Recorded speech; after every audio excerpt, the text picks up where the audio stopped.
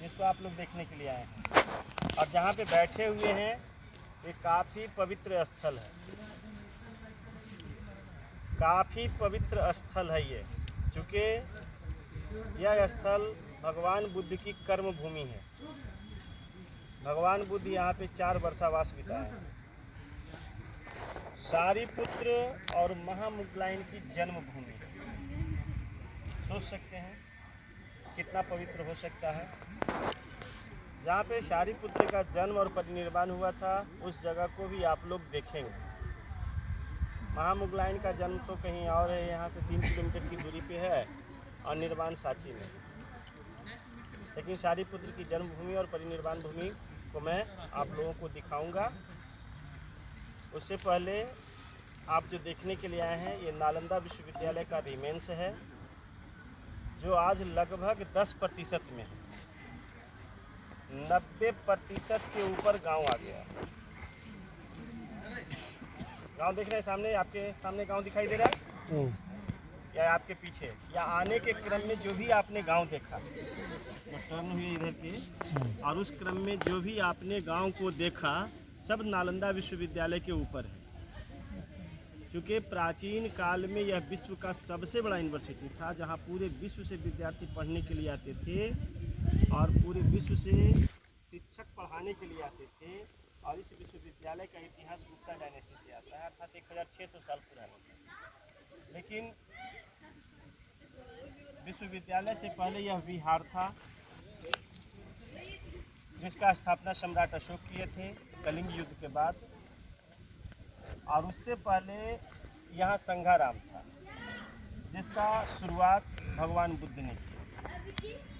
क्योंकि जब भगवान बुद्ध 29 वर्ष की अवस्था में गृह त्याग किए, जिसको महाविनिष्क्रमण कहा गया, तो ज्ञान प्राप्ति से पहले यहाँ आए थे और ज्ञान प्राप्ति के बाद यहाँ आए। उस समय मैंगो गार्डन था यहाँ पे, कई किलोमीटर में फैला हुआ था, जिसका नाम था पावारिका। पावारिका हिंदी नहीं है, इंग्लिश नहीं है, संस्कृत नहीं है, यह पाली भाषा है, पाली शब्द है।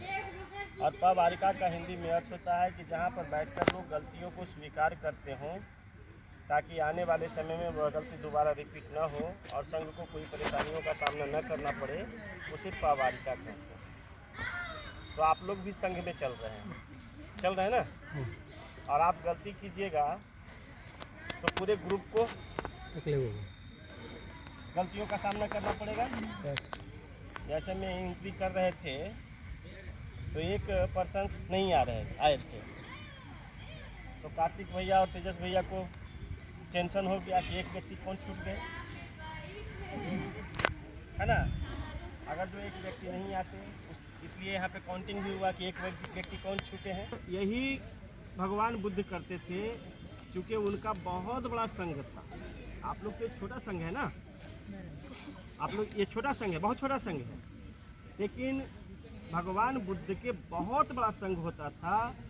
और उस संघ में जो भी मॉन्क्स लोग, जो भी भंते जी लोग गलती करते थे, जब भगवान बुद्ध मीटिंग करते थे, सबको बैठाते थे ज्ञान देने के लिए, तो सबसे पहले गलतियों को स्वीकार करवाते थे, ताकि आने वाले समय में वह गलती दोबारा रिपीट ना हो और संघ को कोई परेशानी ना हो।